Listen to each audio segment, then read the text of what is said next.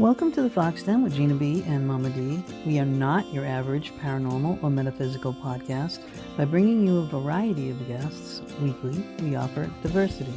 We challenge you to expand your mind and your horizons, ponder new questions and realities beyond the norm, new ways to communicate with the other side and beyond.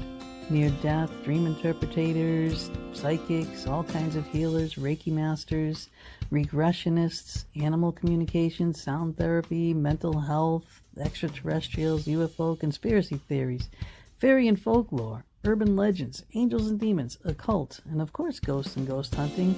That's just a few examples. We want you to ask questions to us and to our guests, but moreover, ask yourselves questions. Use your mind and your imagination to seek your own truth. We strive to help everyone, but not everyone is in need of the same type of assistance, hence the variety of guests. One show may not work for you, but the next one may, and so on. And we pray that our show will at least help one person, and if so, we say our job is done. By the way, if our show has helped you, be it through us, our oracle card reading shows, or our many wonderful guests, then please share, like, and subscribe to our YouTube channel, and we thank you for all of your support. And now, enjoy the show, and welcome to the Fox Den with Gina B and Mama D.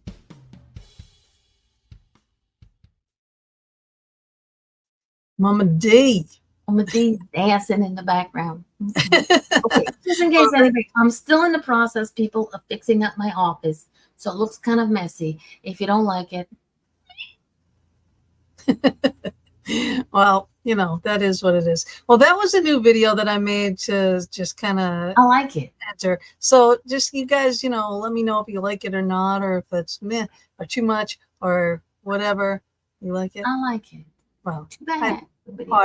because now we're going to have to play another video because I want to introduce you to our guest. Yeah. We are going to be talking about the UFO Paradox tonight with Keith Thompson. And this is going to be very interesting because I admit I am not very well versed on all things alien and UFOs and whatnot, but I'm a believer. You know, I mean, I believe in all that. I think that if you actually believe that we are the only sentient beings in the universe, yo, touch, because you know that they got to be more than just us. Mind you, when they drive past Earth, they probably lock in their doors and go, "We ain't going down there." What's going on? All right. Well, anyway, let me play this video and get him on here, and I'm sure he's going to clear up a lot of stuff for us. Yep.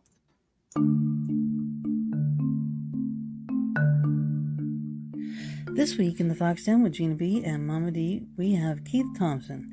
He is an author with such titles as Angels and Aliens, Leaving the Left, and the UFO Paradox. He is also an independent journalist, talk radio host, a former TV talk show host, and a former U.S. Senate staff member.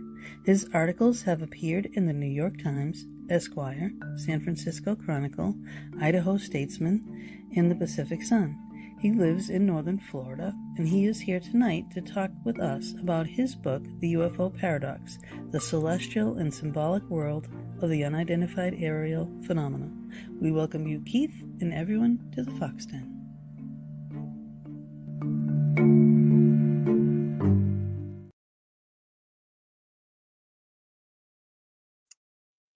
Yeah.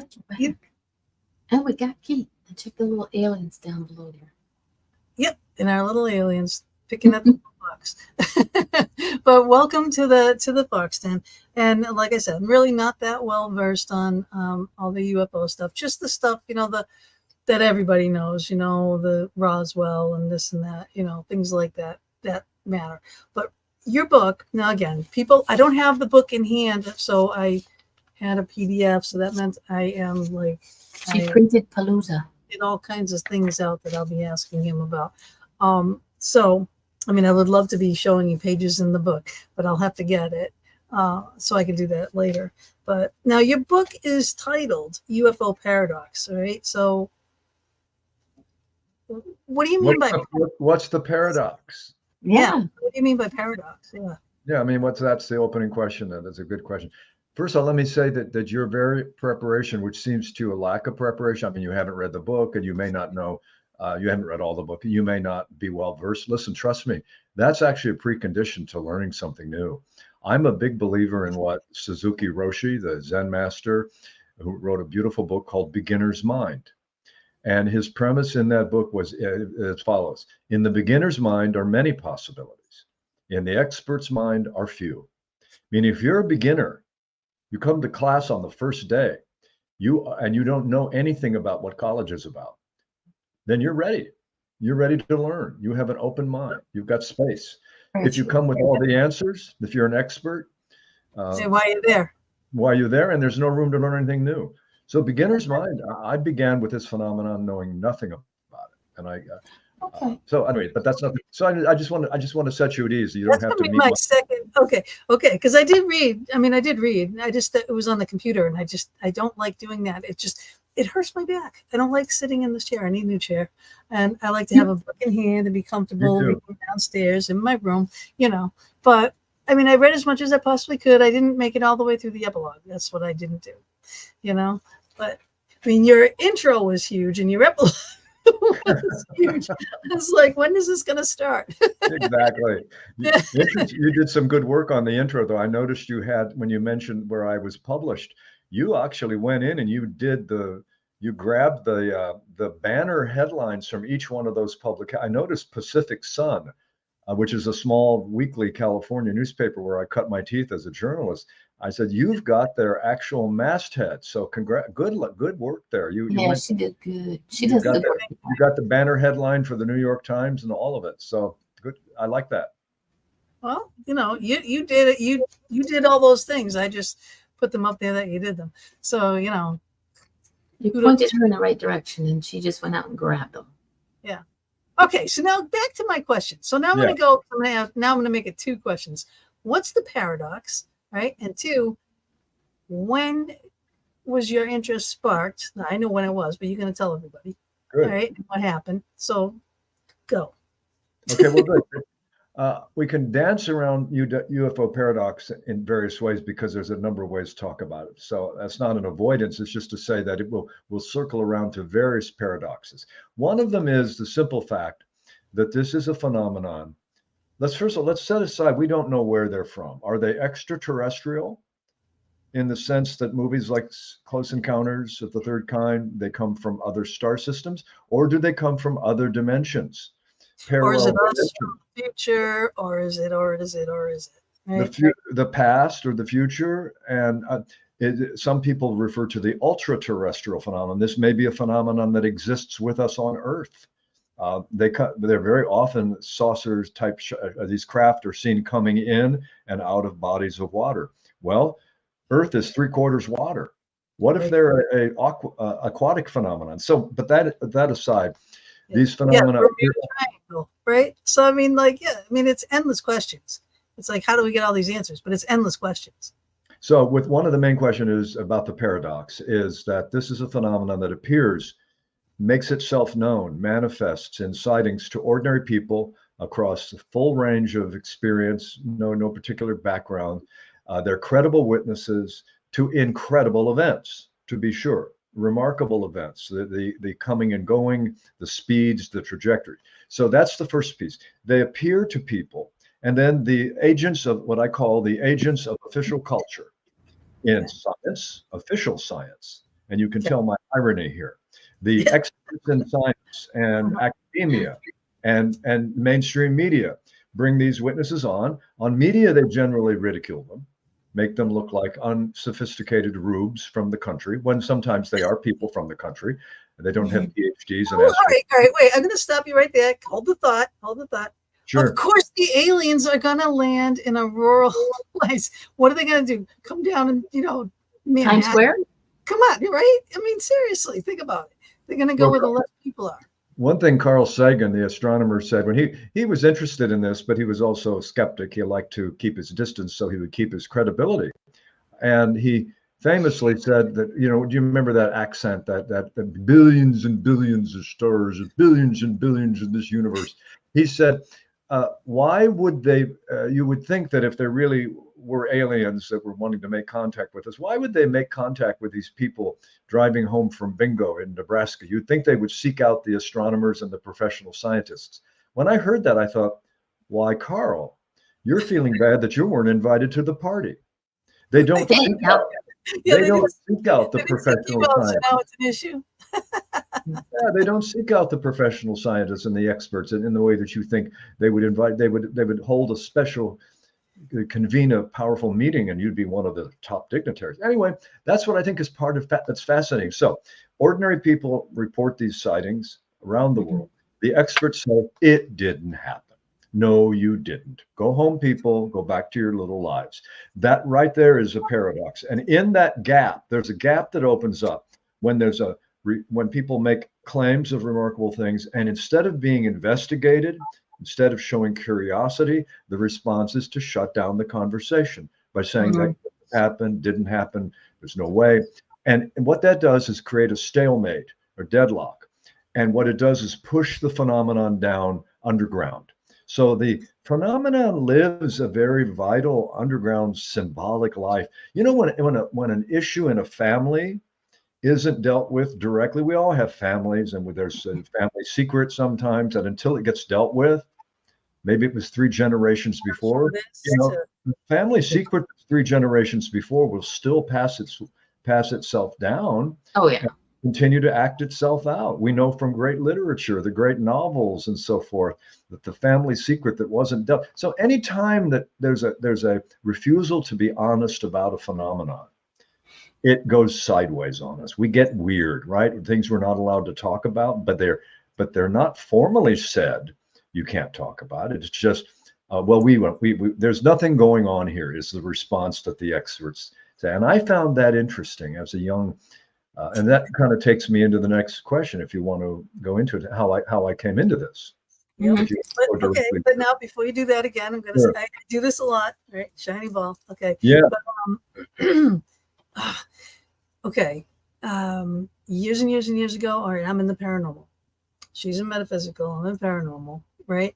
Now, years and years and years ago, we didn't say that we were doing this because it was poo-pooed upon. You know what I mean? Like, no, you know, okay, it's all right. You're a little touched. You know what I mean? So the same thing with UFOs, right? But now it's more mainstream, you know, for the paranormal's out everywhere. You know, and it's like, you know, paranormal and the psychics and all the, you know, with all the people in their near-death experiences, doing podcasts like this, getting the word out there, it's growing, right? So it's more accepted. Same thing I think is going on with the UFOs too, because now that, you know, some of the secrets are let out, and it's being talked about, and it's being actually, you know, NASA's unexplained files, all of those things, all of the UFO shows that have come out there, all the secrets and the tidbits that come out. So it's like getting more accepted now. It's still, people will say, you're a little touched. They say that to me, you're a little touched. All right. And it's like, all right, well, maybe I am. However, I have proof, you know, and you know, you got to say what you were just saying about how the people are degraded because of what they believe in, okay, publicly and such. How much never, ever, ever got reported? Yeah. You know, so we could be missing out on the biggest things because people didn't want to put themselves through it. Hi, Keith Bailey. How are you? Long time no see, sir. So, okay. So now that I said my little piece there. I got 2 cents to add to that one. Remember you said that a gentleman's asked why are they going to the people down south, the hillbillies and whatever, instead of the scientists and the astronomers and all the people that know. And I think my opinion is that the people that know ask you to prove it. They like, prove it to me. Whereas regular Joe Schmo like me, I'd be like, yo, okay, you want to steal my husband? Go for it. Leave me what I am. We're more open-minded to it than you don't have to prove stuff to us. Whereas the people who are experts, you got to prove it to them. So that's my 2 cents as to why they don't go to all the big hoity-schmoities. Well, I think that's a good point. In fact, I used to think for a while that the that the experts were the ones that were they were playing the role of gatekeepers and keeping us dealing with this. Well, on one level, that's true. I think we're getting closer now to sort of dealing with it as a societal issue. There are universities, there are scholars who are willing to put themselves on the line now. Can talk about that a little later in the show, who are willing to hold conferences and saying, you don't have to come with a belief. You come with an open mind. We are academics, but I've come to rethink a little bit of that in this sense. I now not only no longer subscribe to the idea that the refusal of scientists and so forth is a problem. It's actually that this phenomenon almost may be intentionally more democratic than we realize. It's making direct connection with people who there's a kind of rite of passage perhaps going on, an initiation. I'm not saying initiation into any certain set of beliefs, but if this phenomenon is doing what it appears to be, it's introducing us to a larger sense of reality. And what that's doing is bypassing ordinary religion. You don't hear this topic discussed in most church sermons. There might be a few that do take it on. Most scientific conferences don't deal with this. There's often a lot of ridicule in scientific conferences, as I've said. So it's as if it bypasses these institutions in order to grow new institutions or a new awareness. So if that's the case, how ideal it would be that it doesn't matter that Carl Sagan or Neil deGrasse Tyson, who is now the astrophysicist who often appears as the main debunker on the news shows. They bring him on and he poo-poos it all. So, and I'm not saying that we need to believe anything. I'm not saying there's not a room for genuine skepticism is good, right? I mean, it's a valuable thing. Ask hard questions, but the automatic response that I call the debunker response is kind of toxic skepticism. It didn't happen, couldn't have happened. The laws of nature are, well, first of all, we don't know that the laws of nature are fixed. There was a scientist in Italy, an astronomer named Galileo, and he had the misfortune to report publicly that I've done the calculations, I've used my telescope, and I've determined the Earth orbits the sun, not the other way around. Well, guess what? He got a knock on the door, and it was from the Vatican, who had been making all the decisions about reality and performing the role of a scientist. And they said, wait a minute, you can't say that. The Earth doesn't revolve around the sun. He said, well, look through my telescope. You see for yourself. You don't have to take my word for it. They said, we're not going to look through your telescope. We're telling you not to say it. We're placing you under house arrest. Well, nowadays, the debunkers are not the religious figures, very often the people in the name of science that Galileo once was trying to represent. It's insane, isn't it? Fear. It's fear-based. Everything is fear. Like, no, we've been taught this. You can't veer from that, because then we'll have to change everything. Then what? Oh my God, we have to rewrite all the textbooks, all this, all that. Oh my God, oh my God, oh my God. Right? And it's like, and then it trickles down to everywhere, so they don't want to change all that. They really don't. And whether it's true or not. But the bullying part of it, I do not appreciate. And that's everywhere, though. That's on any kind of topic. If they don't. It's what you said, doing metaphysics and paranormal stuff. I can tell you for myself that a lot of people who are experiencers, including people who have psychic experiences, telepathy, clairvoyance, precognition, and they have precognitive dreams that come true on a regular basis. They dare tell the wrong person about that in their life. Maybe it's a person who wears a collar in the religious institution. And I'm not saying everybody in religious institutions is dogmatic, but very often telling your larger truth, your deepest truth to the wrong people can result in you're being shut down. And so, absolutely, that kind of bullying, ridicule is not part of the scientific method, but it's part of the human condition. And it's important to seek out people that I often say when people ask, well, you've been around this long enough and you've researched it. If I've had an encounter with this phenomenon, should I go public with it? And my response has come to be, you should go public to someone, but not to everyone. You don't want to hold a news conference. Don't necessarily write a book. because choose you will have them. people, you'll have reporters at your doorstep. You'll have a lot of ridicule. You'll have people mocking. Do you remember Field of Dreams? He got the movie Yes. Field of Dreams. He, some voice to him said, "If you build it, he will come." And he concluded, based on a deep intuition that made no sense. It made no sense that he was to plow his corn under and build a field, baseball field. And there's that scene when all the neighbors, all the nosy neighbors, what the heck has gone wrong with him? He's mowing through his everything. Yeah. Yep. So tell a wise person, tell your truth. Tell your secrets to someone who shares secret knowledge themselves, and share it with a friend who understands you and who might say, I don't know what you've been through, but you're not a crazy person. You say you had this encounter, etc. But share it with someone. I do advocate that, because keeping to yourself a secret that has to do with a sense of reality. You know, we live in reality. We don't want to have to shut off the reality. But so tell someone. But be prepared to remember that there will be the wrong people sometimes. This is a good thing here too, because she says, I wonder how many are institutionalized in America now for sharing that news. You know, it's true. It's true. You know, as opposed to you getting, you know, and think of way back, you know, not even now today, but way back when all this stuff was coming out in the 40s and the 50s and the 60s. How many people do they lock up saying that you're nuts? You know, you didn't see aliens. We're going to, you know, if you don't stop it, we're going to put you away in an institution. Because they put people away in institutions for everything under the sun. You know, that would be definitely a huge one. You know? No, we're living in a time now where we're routinely medicating school children. I don't want to go down into a different topic, but medication, psychiatric medication did not used to be the go-to approach for especially boys. Right.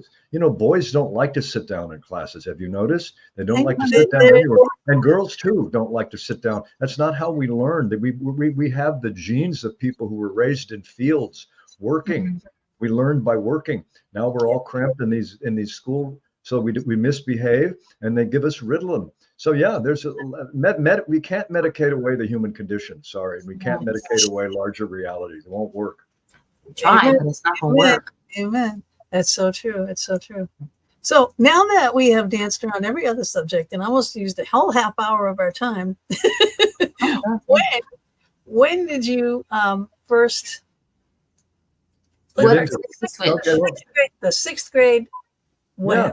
I was in the sixth grade. It was my turn, age 12, to give a current events report in class. We took turns with this. Maybe it was once a week throughout the school year. Maybe we repeated. It was my turn. I knew it was coming up. And I grew up in Northwest Ohio, just south of Michigan. And in Ann Arbor, Michigan at that time, there was a spectacular UFO sighting. I had no understanding or education or interest in UFOs going in. It was at that point, it was still fairly new, but it was a time when the national news would cover these events on a regular basis. So for a 4-day period, there was a sighting in the Ann Arbor region of Michigan that involved extraordinary lights and apparent craft and interactions with people. So I cut out all the articles from the newspaper, and it was my turn. So I reported on this event in class. And what was an important part of the sighting was an Air Force consultant named J. Allen Hynek. The Air Force had brought this astronomer into their investigations. He flew in to sort of address the problem and to reassure the people and to investigate it. So he did some research. He was driven around the area. He talked to witnesses. And he was taken to one part of town where there was a swampy area. And he was told that there were lights that had been emerging near the swamp, luminescent material, sort of like phosphorescence around oceans. You know, you see the blue lights in oceans around shorelines. Pick it on the sand. Yeah, beautiful. So it was time for him to give a news conference after he'd done all his investigation. And reporters from all over the country lined up, listening to his every word with their notepads and tape recorders. And he said, I just want to address the one area of the town out near the swamp. It is possible, he said. It is possible, could be, might be swamp gas Yes. in that particular sighting. Well, he was mortified to find that when he said the phrase swamp gas, all the reporters jumped up as if the news conference was over, ran to outside to the telephones, to payphones, and began to call the news bureaus and said, Air Force dismisses it all as swamp gas, which Oh is my not what he God. did. They didn't hear the second part, the larger part. So I noticed that he was thought to have explained it all away as swamp gas, even at 12 years old. And I knew the backstory that he said, no, I didn't say it was all that, but I understood this is a very slippery phenomenon. And and so anyway, in my classroom, I had a very powerful experience that encouraged me to stay at this. So let me share what that was. After telling about what had happened in Michigan, one of the students, it was question and answer time. One of them said, well, so Keith, do you think there are aliens from outer space? And I was kind of actually thrown by the question because I was focusing on observations that people were had, and I hadn't reached any interpretation myself. But I did say, I said, well, some people believe it's from outer space. Well, do you? I said, no, I don't have, I've not reached that conclusion yet. I don't know if I made it sound that fancy, articulate. I was only 12 years old, but I basically kind of pushed back and said, I haven't concluded that yet. And somebody else said, well, then what do you think they saw? A good question. What do you think they saw? And I shot back with, I don't know. And the truth is, I wasn't punting the ball. I wasn't dodging the question. I didn't know, but I did say, but it sure doesn't sound like they saw swamp gas. The descriptions of the light. There you go. At that point, my teacher, really sweetly, and Mrs. Lowry, she came up and stood next to me. She might have put her hand on my shoulder, a good supportive teacher. She said, what I think Keith is trying to tell us with something like this, it's important to keep an open mind and ask relevant questions. And then she turned to me and she said, and often the way teachers will address a student by their full name, she said, Mr. Thompson, that was a very good report. You have the makings of a scientist or a detective or a reporter. Follow the evidence wherever it leads you. I just want to say how lucky I was, because many of us have that experience of a teacher in grade school who not only doesn't bring out the best in us, they convey to you that you're stupid, that you don't belong here, that you have nothing to offer. I never had that. I do know many people have had that, especially for reasons other than, teachers are not always well-balanced people. They're not happy people. No, they're people. They're people. People are not perfect. They have bad days at home too. So in any case, I got a kind of a blessing that day. I write about it in the book as a kind of benediction.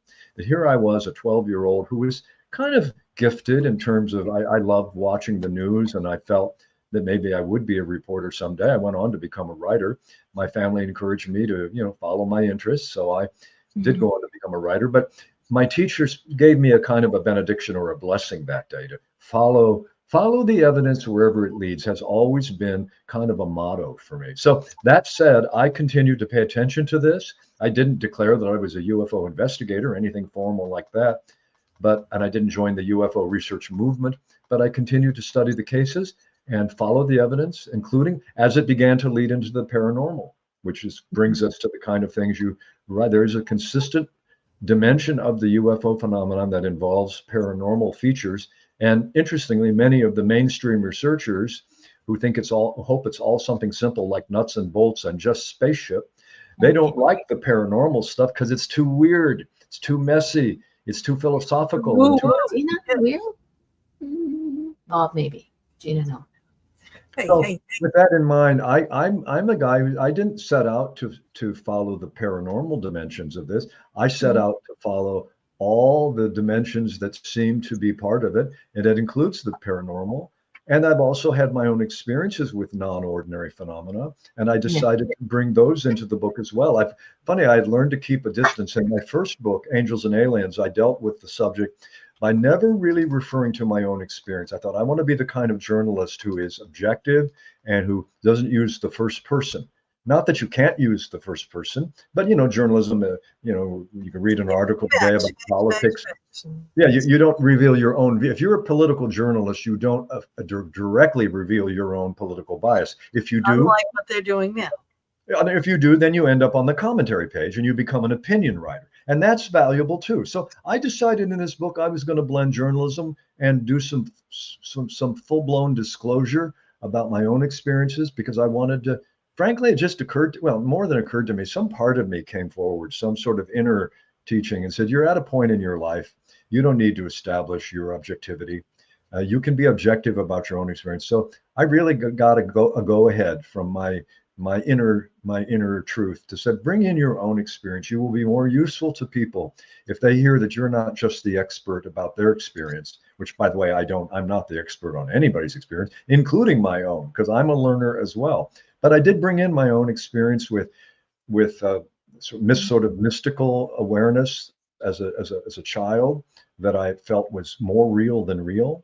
You know, those moments when you see behind the curtain and you say, wow, there's a much bigger game being played here.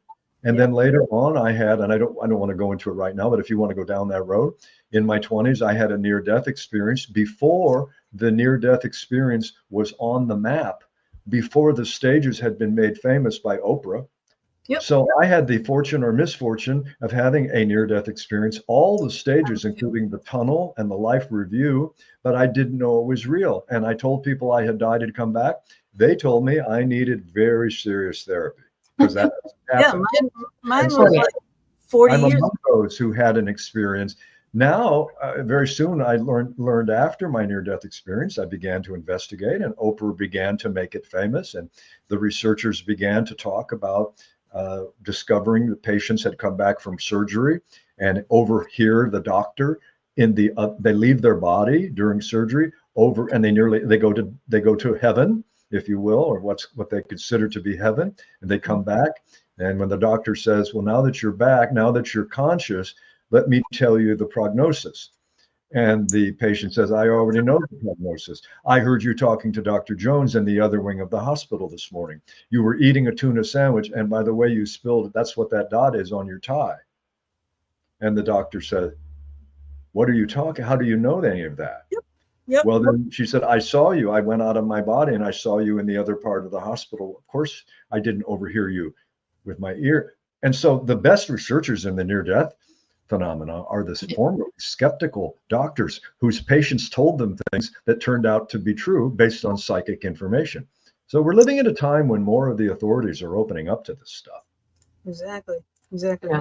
After my NDE, that's when I hear spirits. If spirits, in the room with me, I hear these tones. So I have 3 distinct tones: low, medium, and high.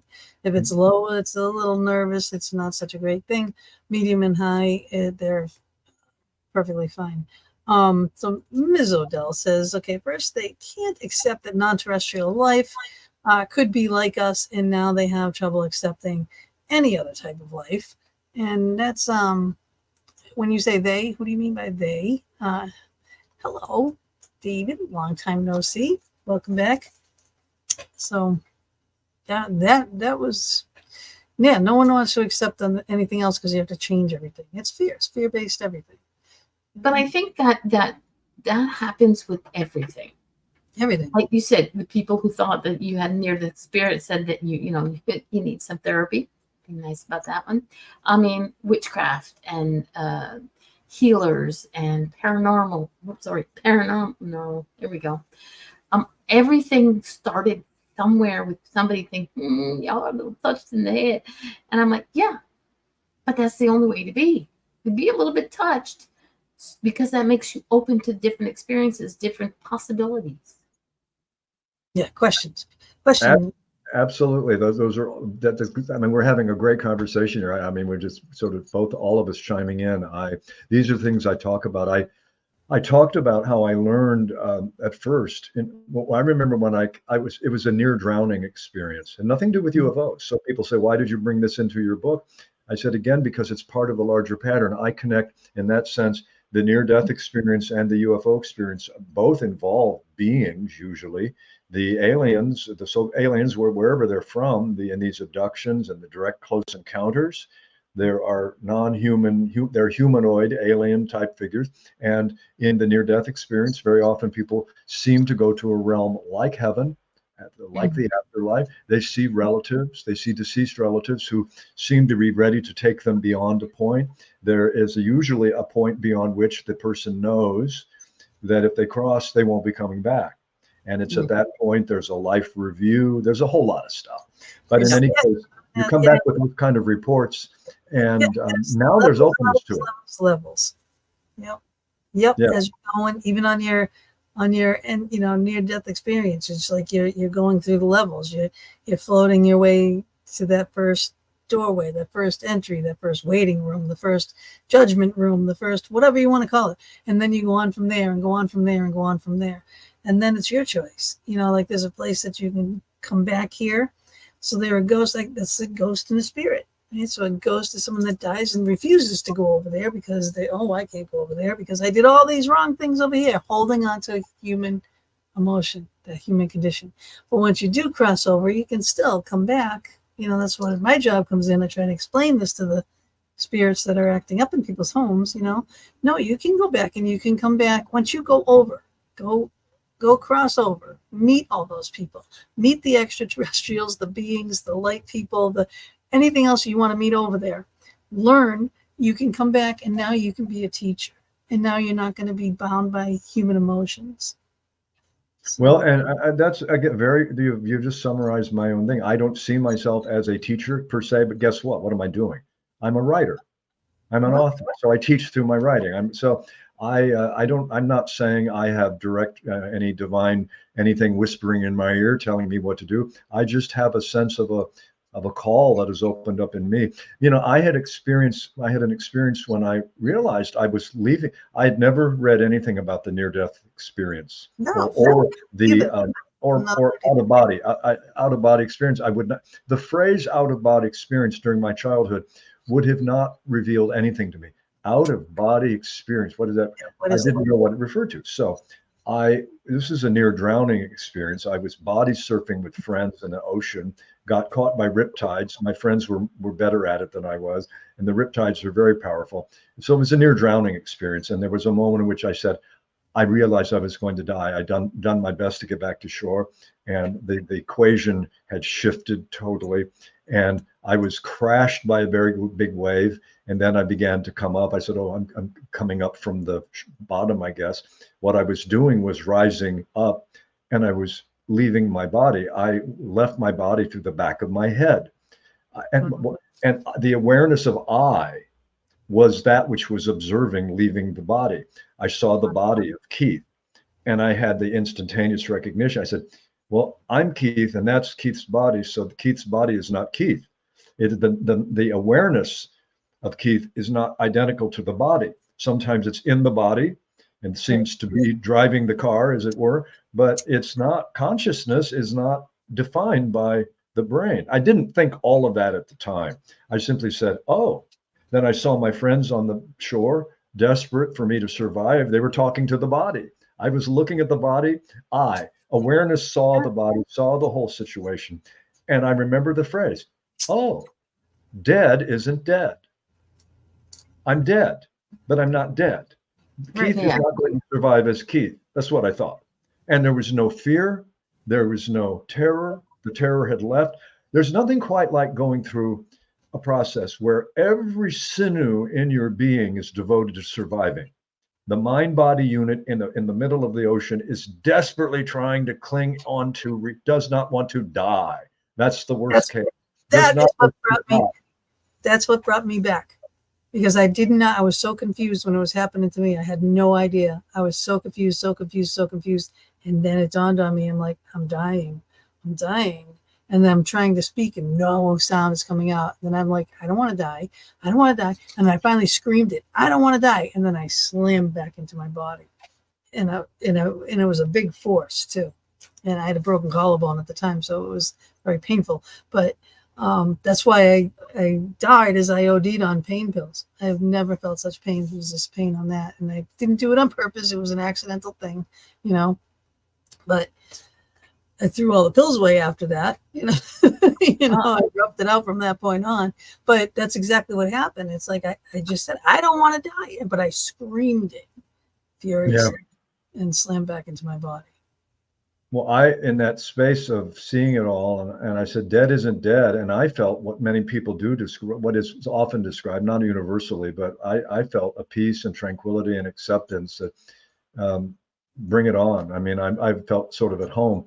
And at the same time, my friends on the shore, including a dear friend named Mary, I heard her voice speaking to one of our other friends. We were all on a group vacation together in Hawaii. And she said to our friend Moore, she said, "Why didn't he listen?" Referring to Keith out there flailing in the ocean. Still, apparently, I don't remember. Yeah, For all intents and purposes, I was wrong. Why didn't he listen? I told him not to go out there. I told him the waves were too dangerous, et cetera, et cetera. So from that vantage point of seemingly infinity, I heard her and I said, "I'm fine. I'm okay. This is all okay. You're okay. I won't be back in the way that you think." She didn't hear me. So I thought, okay, I hear them, but this consciousness is not present to them. Okay. Yeah. Then I went through the process of life review and interactions. The funny thing is that I don't remember how I came back. I just know that there came a point when I was seeing through my eyes again, that I was in the body. I was in a cove. I had been carried out of the waves into a fairly sheltered area, and on both sides of me were two dolphins. I had a very lucid awareness of dolphins bringing me in, and at this point I thought, I've just gone from the person who was struggling desperately to survive as an individual to feeling the boundary between individual and cosmos disappear. So I had suddenly become what seemed like the entire cosmos. Now I'm back in the body again with two dolphins, and my friends are pulling me ashore, helping me. How badly are you hurt? And the first thing I said to them, I was very lucid, very conscious. My awareness was so open. I said, "Did you see all that?" And what I was referring to was the infinity. Everything that you did, yeah. Did we all go through this? They said, "Go through what?" And I said, "Did you?" And it was, and I knew that I was conveying to them that I must be delirious because I was speechless. One of them said, "Keith," he came and put his arms around my buddy. He said, "We thought you had given it up out there." And I said, "Oh, you understand." I did. Right. I went to death. I was dead, and I came back. They didn't know about the near-death experience either, as a phenomenon. The look they gave me, I was so clear. "Keith, if you keep talking about this, these are your friends, but they will declare you to be delirious. You are not making sense." And that served me well, because ever since then, I developed a sixth sense, where when people didn't understand my deeper truth, my truth didn't depend on their approval. Yeah. No. Oh, 100% no. No. That's when I decided to, go forth in the paranormal and pursue my dream. I knew it was real. I knew all the things that happened to me. And I just said, I don't care what you people think. I don't, because this is where my heart lies. This is where my truth is. That's what I'm going to do, So everyone needs to seek their own truth. That's why I put that in that video. Use your imagination, seek your own truth. Exactly. You have to be honest with yourself and what other people's reactions to what you say, what you do. That's their choice. That's their reaction. It's not yours. It has nothing to do with you. Unfortunately, there are some people who, like you said, bullies who try and make you feel like you're loopier than me, but it's like, no. I had, when I first came out of my spiritual closet, I had somebody say to me, "Oh, I hear you're a medium," and they said it sarcastically, and I was like, "No, I'm like a 2X or something like that." But no. I don't. It just depends on how people perceive you, and if it's their choice to believe you, great. If they choose not to, that's their choice. As nothing, it should not stop you from being honest with who you are for yourself. Well, I developed a sixth sense seeking out people who likewise were in on some kind of secret, who were in on it, who had also learned to keep to themselves. So I've developed an ability to meet people and know people who I could see when they're in transition and they're really struggling with a reality. And it's not any great anything I've developed. It's just what comes through. It's just this capacity to assure them that they're precisely where they need to be, and that there's This is a safe world. Being is safe. And I have to say, this taught me it led me to, in the wake of this experience, I developed an interest in spirituality, took up meditation, read the great books by Alan Watts and many of the other spiritual philosophers of our time, and developed an interest in human potential, went on retreats, did meditation retreats. So I learned to find, I went on a quest, if you will, to explore this reality. I never, and I also must say that when I came back from the near-death experience, by the way, let me say to readers potentially, this is not primarily a book about me. We're just going deeply into my own experience. Right. But this is about the UFO phenomenon, and my own experience along these lines is really a relatively small part of the book. So don't buy the book thinking you're going to get a full-blown account of. No. This is not Keith. This isn't Keith and Keith's life on steroids. No, this I asked him, at the beginning, how did this start for him? And then it trickles into all these things matter. They make you. They made you do this to write this. Exactly. Book. So I brought everything I am to this book, and it includes that. And that's what part of my message is really to the reader is, whatever you do with my book, open to your own truth. Follow your own call. I define the UFO phenomenon, stepping back a bit to the subject. I call it a call from the cosmos. The UFO experiences, like near-death experiences, like paranormal, psychic, and so forth experiences, are spiritual emergencies. They are calls to us to open to something larger. And so it tends to we each then have to internalize that call. When we get a call, as Joseph Campbell, the great mythologist, said in his writing on the hero's journey, when you are called on a journey to ask the deep questions, there's a calling, and the call will make demands of you. You will be tested. You will be challenged. But that's part of it. Anybody who wants a spiritual experience and wants all roses and daisies, you're in the wrong search. You're on the wrong path. Now, you might find roses and daisies, but if that's what you want, you'll get something before the roses and daisies. You'll get some hard experiences. So don't expect that spirituality is a shortcut to bliss. You may get to bliss every now and then, but it'll be the bliss of having gone through the dark parts of your life and going through them consciously. The bottom line is we all have dark times in life. There's only two responses: open to it or shut it down. I understand we don't want difficulty. We don't want pain and suffering, but the pain and suffering get worse when we shut it out. Yes. So you got to internalize the opening. You say, okay, I'm going through hard times right now. Ask the question, what's the universe trying to show me? It may not. Just ask that as a question, because that right there will back you up a little bit into, okay, you might provide the opportunity for the cosmos to whisper in your ear. Here's what this is about. You've been doing this for lifetimes. Do you want to keep this up? Right. Exactly. Exactly. Oh my God, that's a whole show in a nutshell right there. All right, because I could go on and on. But Ms. Odell again says, are you aware of the CE5 method, Stephen Greer, of contacting or attracting alien entities? Is this something you've tried or experienced? Yes, all of these things are in the book. And let me give you, there's an opportunity with that great question. Thank you for just defining we all know about Close Encounters of the Third Kind, because that's what the famous movie was about. Yeah. So let's do briefly summarize what the 5 kinds of close encounters are. Close encounters of the first kind. This was the phrase that Dr. Hynek from the Air Force developed.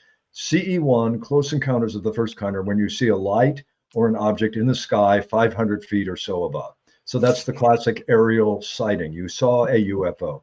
Close encounter of the second kind is when it comes down close enough to, it might land, it may break some branches of a tree, ground indentations, is picked up on radar, and so forth. Close encounters of the third kind is when beings are seen outside the craft, and humans interact with beings. Close encounters of the fourth kind are the abductions. The beings take human beings, not on a volunteer basis, most often. And it's not a pleasant experience most often. And then close encounters of the fifth kind. is the next level. You don't necessarily go through all these yourself, but they are the 5 categories. Yeah, CE5 are the experiences where people go out in groups, sometimes with a guide, someone who's trained in the protocols of how to call them in. I haven't done it myself. I can't say why. I've never really been drawn to. I think maybe because I've had sufficient experiences. I've never been invited onto one. And you can do it yourself. You know, you can go out onto the hills and sort of ask for a sighting, ask for a visitation, ask for contact. It doesn't mean you're going to get necessarily something that would blow your socks off. But the answer is yes. There is something about reaching out to reaching out to the consciousness of the phenomenon using our own consciousness has brought in some remarkable results, according to particular researchers who I do talk about this in the book. Yeah, yes, you do. In extensive, there's a lot in this book. Okay, the very first part of it, like I said, the introduction is very long, and there's a lot of information in that. When he really starts getting into the book, too, he is explaining so many things. He's doing a ton of name dropping. He did so much name dropping that I will never remember all those names. I would have to read the book 500 times to remember. Well, and my approach in doing my research for doing that, Gina, was that I felt part of my duty here was, especially the new people coming to the phenomenon, I wanted to provide some history.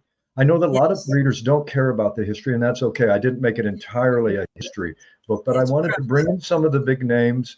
Dr. John Mack of Harvard, who got interested in the alien abduction phenomenon, paid a big price because Harvard nearly tried to hound him out, which is the classic, just like the Vatican came to tell Galileo, stop talking about the skies, stop saying the wrong things about the sky, which were really the correct things. Well, in any case, I wanted to bring some of these people back.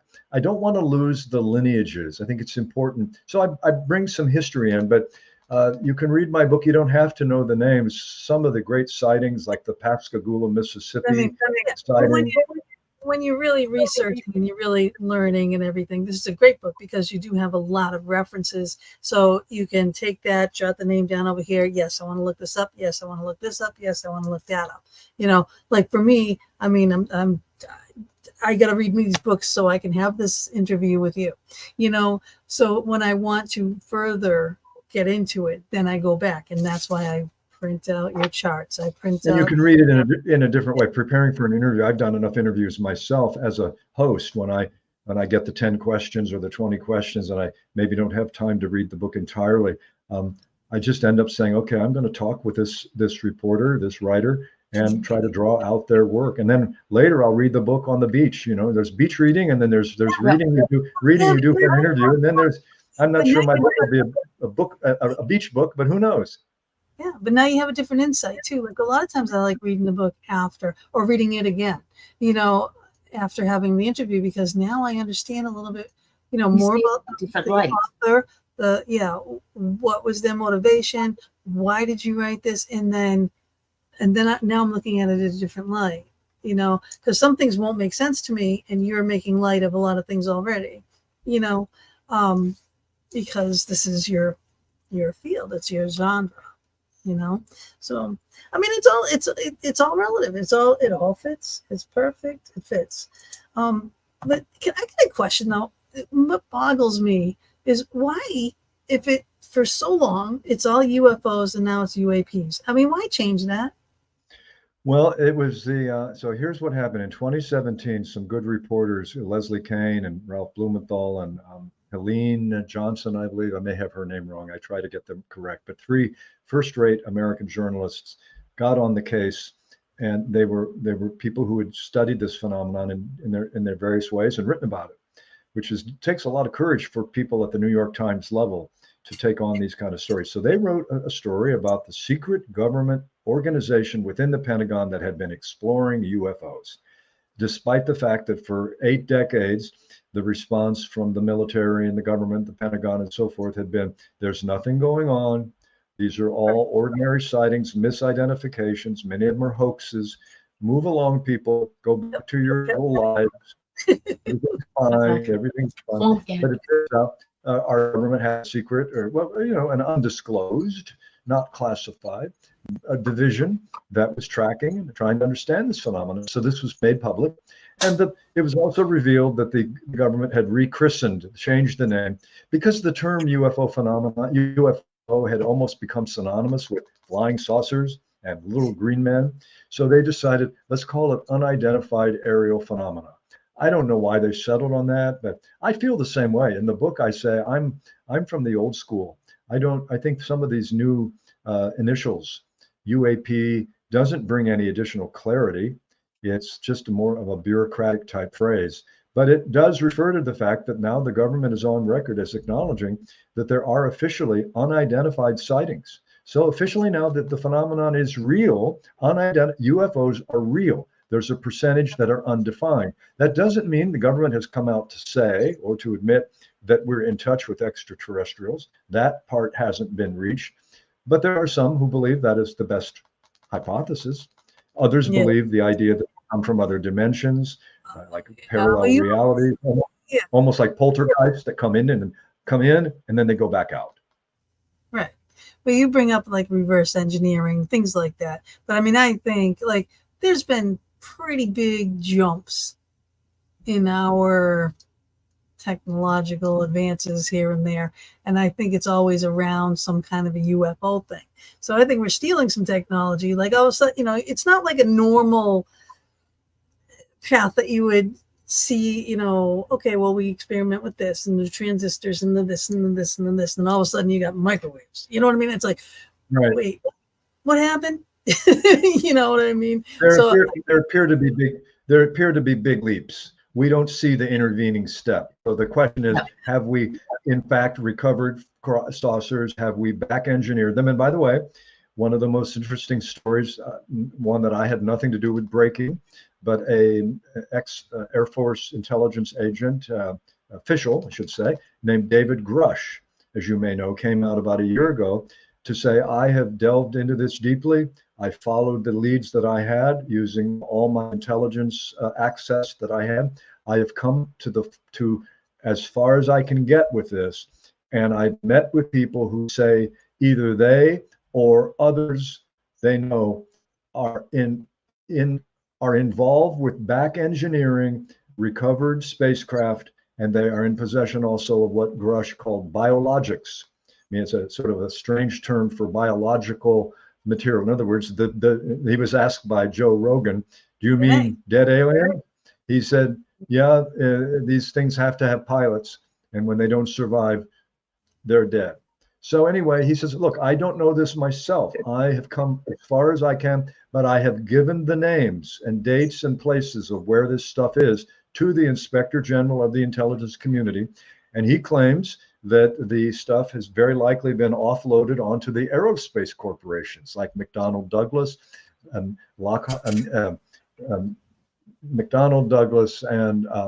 Lockheed Martin and such groups that they have almost revolving doors with government. So the government can legitimately claim we don't have this, but the aerospace companies have it. That's what. So anyway, Grush has provided names. The Inspector General has been listening to the whistleblowers. So maybe at last we are on the verge finally of something like some basic disclosure.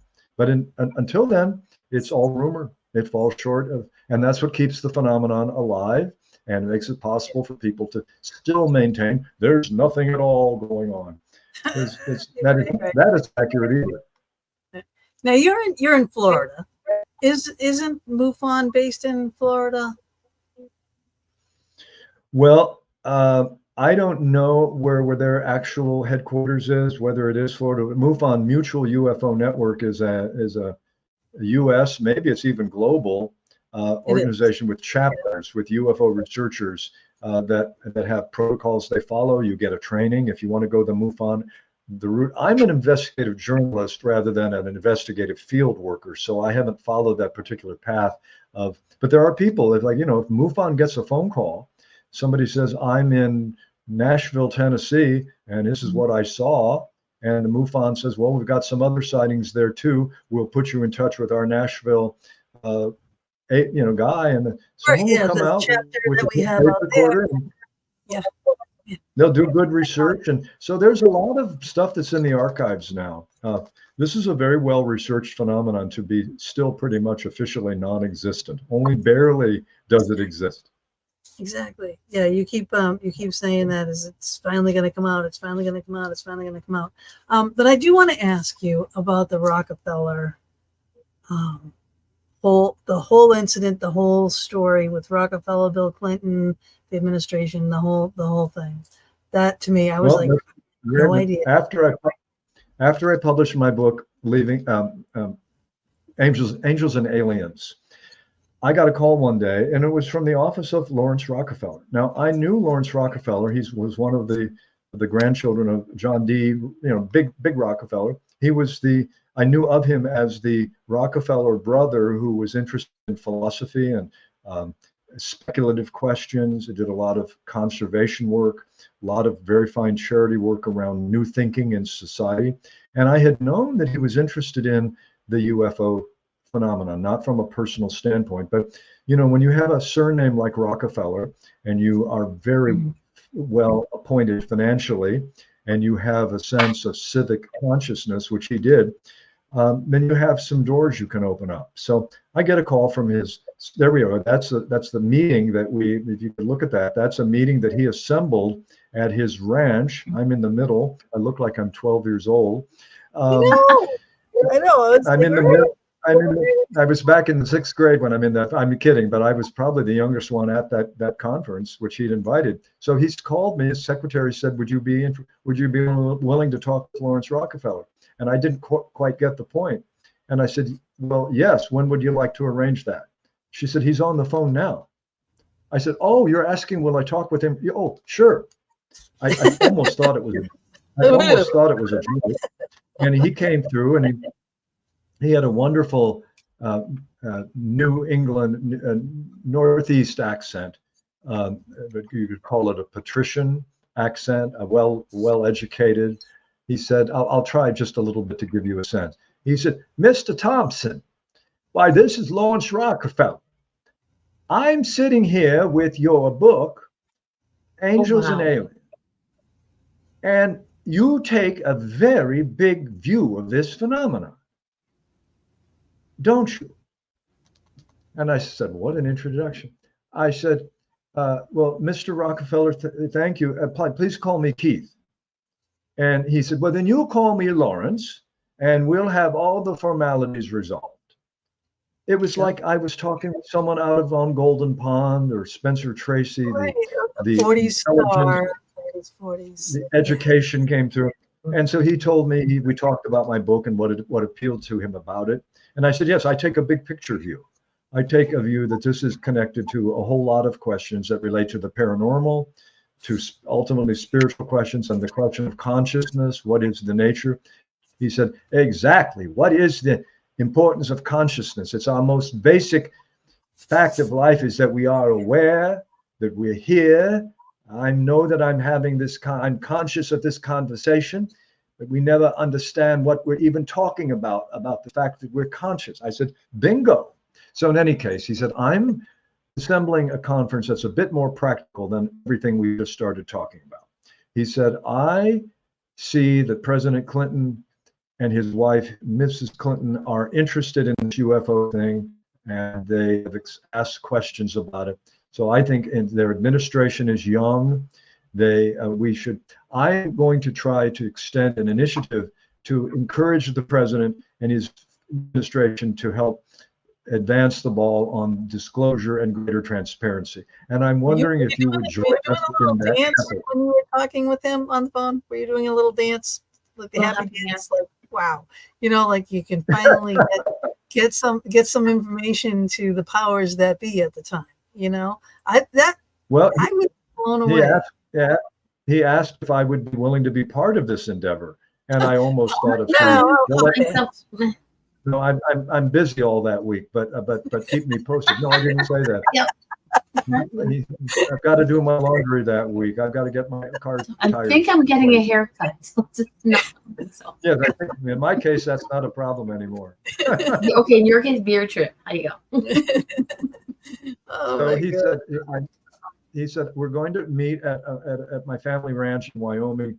I'm going to have someone be in touch with you.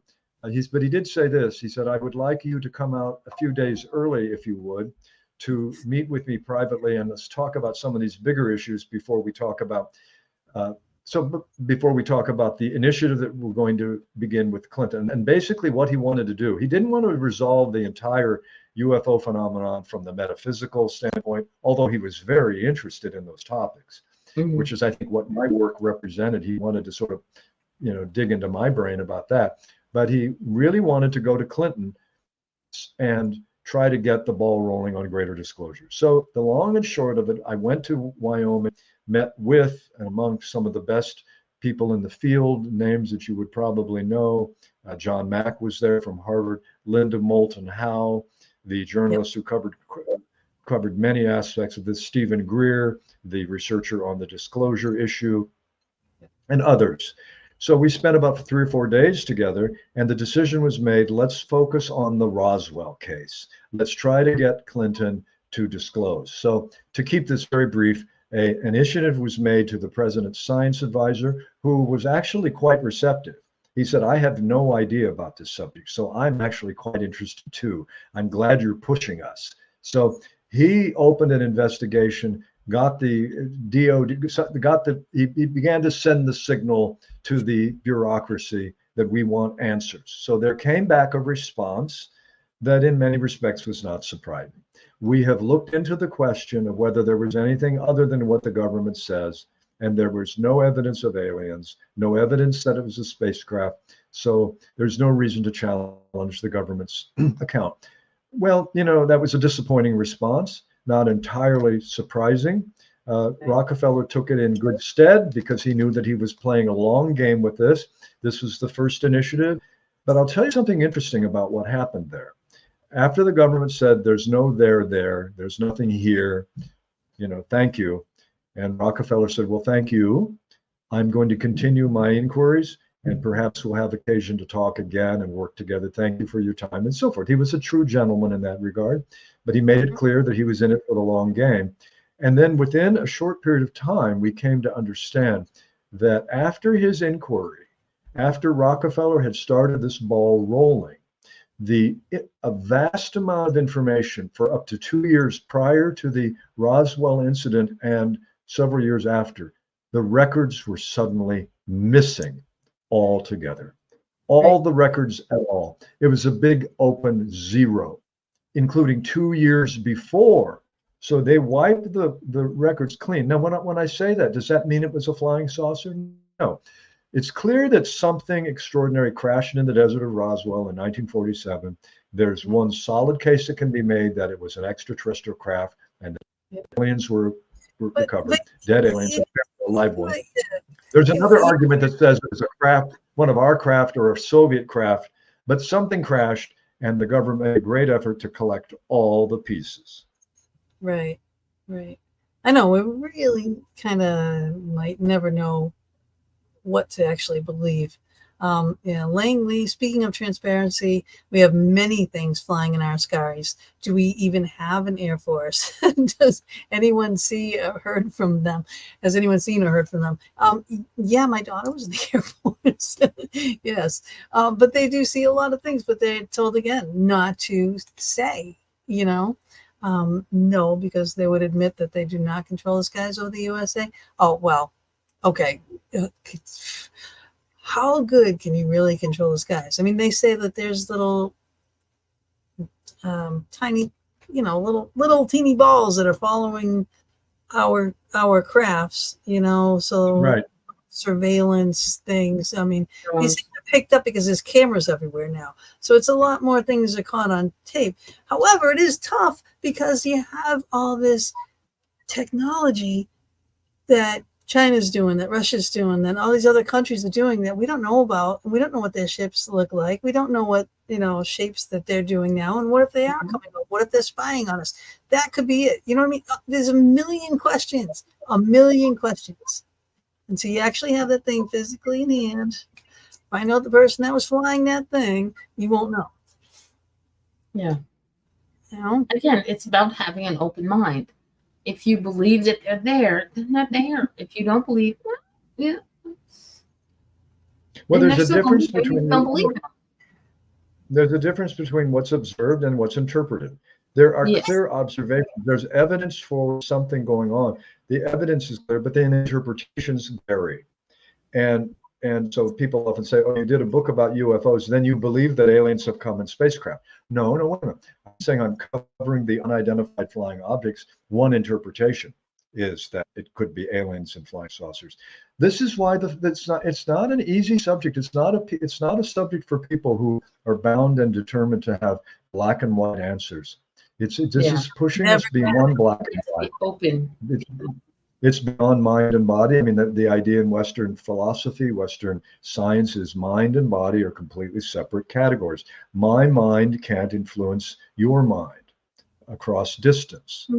Unless you're in the same room and you see me, then you'll have sensory input. My presence can influence your presence. But if you're across town, my mind can't influence your mind, except I can read your thoughts. I know what you're feeling. Let's say, I'm not saying I have that. In other words, there are mind-to-mind communications. I mean, the scientific evidence at this point now for the paranormal is very well established, precisely because the best researchers in paranormal research, I could recommend a couple for your show sometime, have done high-quality research. They've tried so hard to establish this. They've made sure that it's almost the gold standard. Paranormal researchers use gold standard methods because they know that they're going to be held to a higher standard than any other science. So they turn in results that are better than, and the best response they get from the scientific establishment, well, you seem to have some provocative findings. There does seem to be a signal amidst the noise, but we don't know the mechanism. We can't explain how it happens. So therefore, we will continue to not be interested in the fact that it does happen. Yeah. That's why I have apparitions walking that are, black. Apparitions walking, that's totally void of heat. So those are spirits, right? To me, that's, 100% definitive proof on top of the millions of EVPs I have and everything else. But, it's just, it's what you get, but then someone can always say something about it, and it's all right, but it's not a person, because if a person's walking there, and you look at my hand in front of the camera, that's bright orange and red, you know what I mean? It's heat, right? A spirit doesn't have any heat, so therefore they are dark purple or black, and there's those entities walking with no heat whatsoever. So you tell me. All right, you tell me.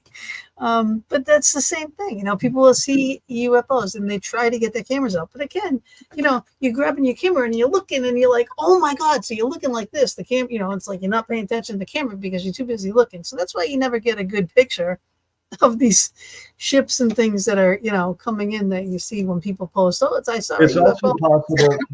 It's also, in addition to that reason why we don't get good pictures because of the sheer nervousness, it's also, by the way, there are some pretty strong indications that there are classified satellite photos and there are classified air fighter photos. The pilots of these F-18s get some very good photographs, but they are immediately classified.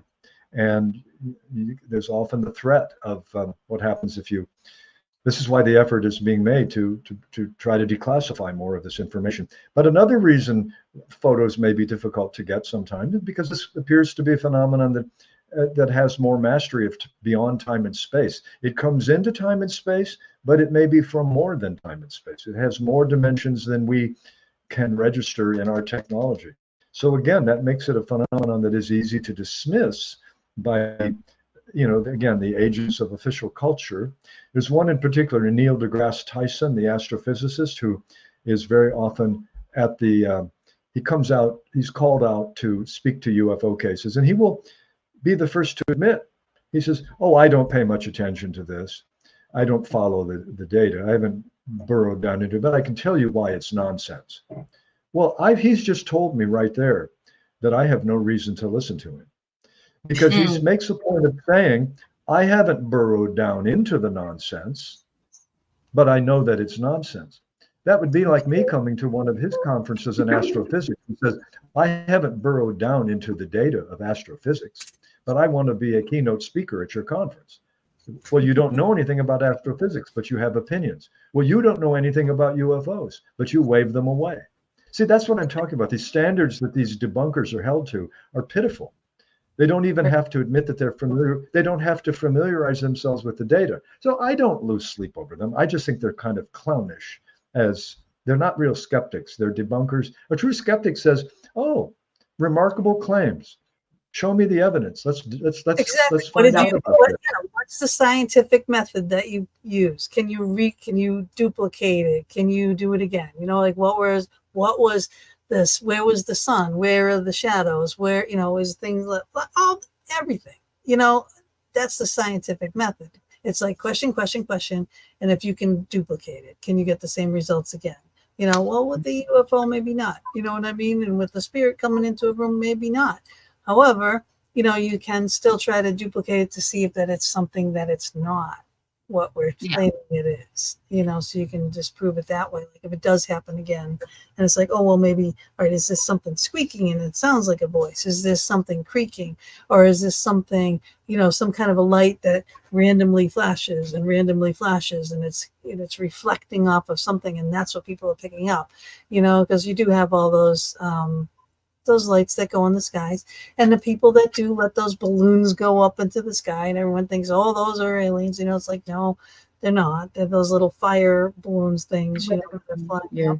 Can't stand that people let up there, but it's neither here nor there. But I mean, there's a lot of things that are in the sky that we don't know, you know, and like I said, there's all this technology, you know, who knows what kind of a craft we are building, you know, and where did we get the technology to build these crafts? Yeah. There are a couple of comments that I want to point out in the chat room. So Lisa again, hello, Miss Hotel. I had an uncle stationed at one of the IBM middle sites during the Cold War. He adamantly said they experienced UFOs. He was a hardline, no-nonsense Christian, not flighty at all. Okay. Okay, and then we have Langley. Welcome to the craziness. My cousin did radar in North Dakota after Vietnam. He caught me reading his books one day. He talked, and I got a first person stuff. And then Wow, what a great I'd love experience. to know how the silent craft. I'd love to know, how the silent craft I have seen fly. Yeah, you know, Well, seriously. I'm not your guy to explain how they fly, but you're asking all the right questions. You're describing observations. You're hold to the question. Let that be a strong desire to want to know that, and it may not lead to ultimate answers. As for the person who said that they were reading their uncle's books and then had first-person conversations, that's a marvelous thing that the uncle didn't say, oh, put that down. That's all nonsense. I don't know the full story, but all of those comments that indicated. You know, some openness to looking past, to learn, look into. Yeah. It's questions. It is a good thing to ask questions. I hate when people say, stop asking questions. It's like, no, how are you going to learn if you don't ask questions?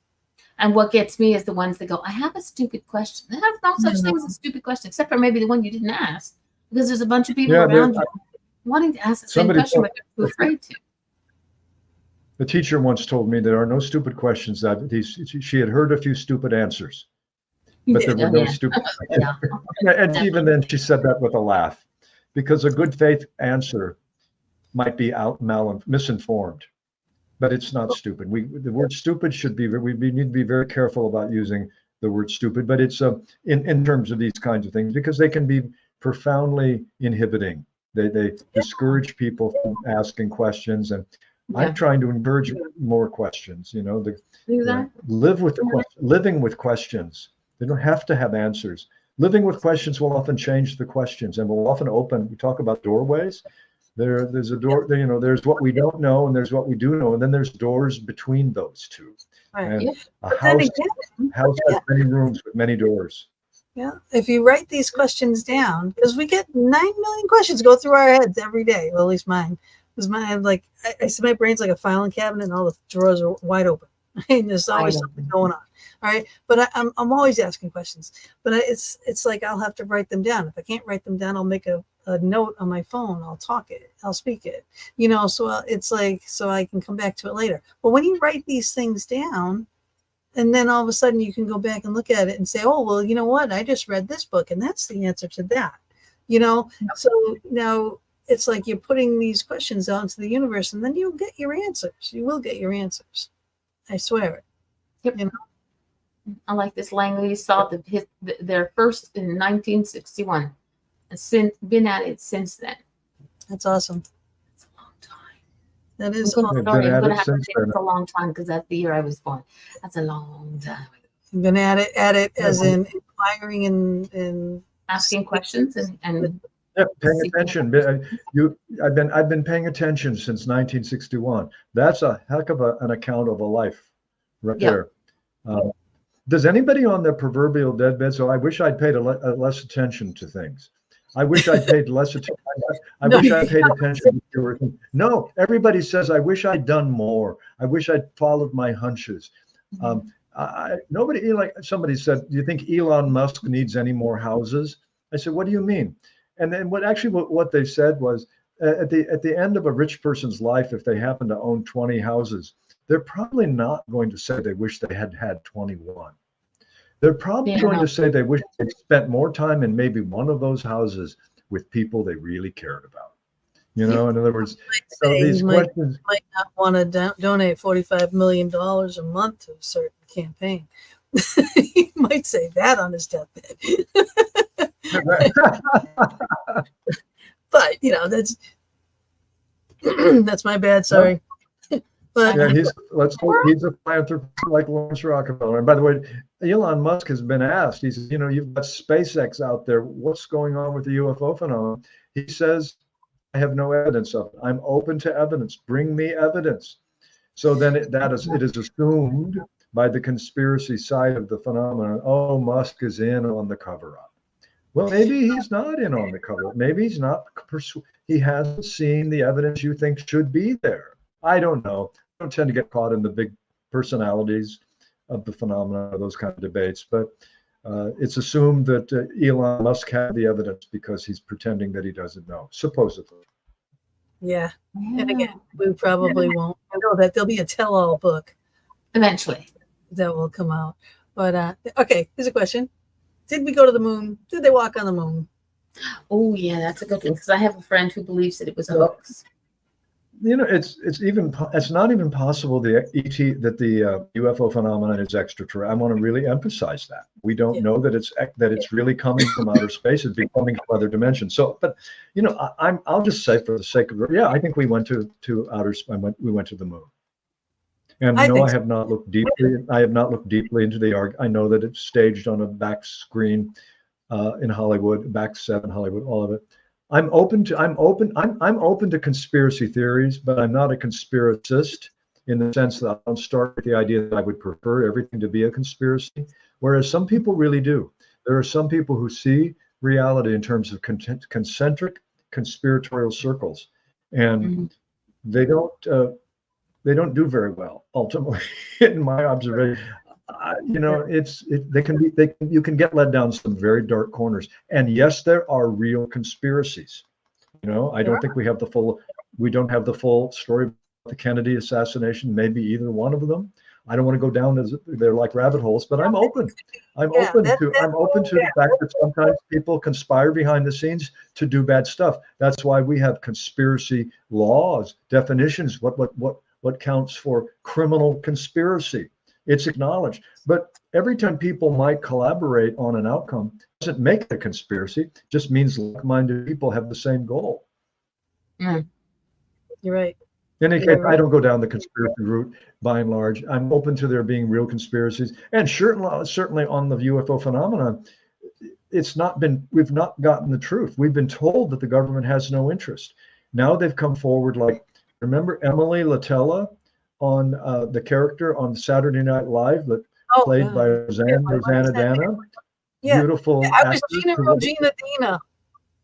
Rosanna Dana, played by, what was it, Gilda Radner. So Rosanna Dana would give a 60-second report on a topic, and she would get one major concept wrong, you know, and Yep. Chevy Chase and he would say, that was this. It wasn't that. In other words, he would correct her. And they go, she would put the camera, or she'd say, never mind. Yep. And that was the end of, after Yep. 60 after a 60-second essay, radio essay or TV essay, she simply corrected herself by saying, never mind. Well, that's Yep. like the government finally admitting that they've been studying UFOs after all. Never mind. No, but you Yeah. keep believing us on everything else. You can keep believing. No, well, wait a minute. You've just admitted yourself. You've just outed yourself as a liar. You've lost your credibility. And that's why when people say they want the government to come clean, I often say, you want the people who have been telling lies to now prove that why would you believe them if they're coming clean? They have a history of being liars. Yep. But that's the thing, you know, is you True. don't really know. Are we getting the full truth? Because then you get it in little tidbits and little tidbits. Well, we don't believe this and that never happened, but this happened. But this happened. Then a little bit more and a little bit Yep. more and a little bit more. And it's like these little breadcrumbs, you know, that they put out there. But then there's stories like that you wrote about, like your Mississippi boys here. Right. You know, let me give you an overview of that. That could be a 2-hour conversation in and of itself, but I'm going to use discipline now. And two guys, Mississippi homeboys, Pascagoula.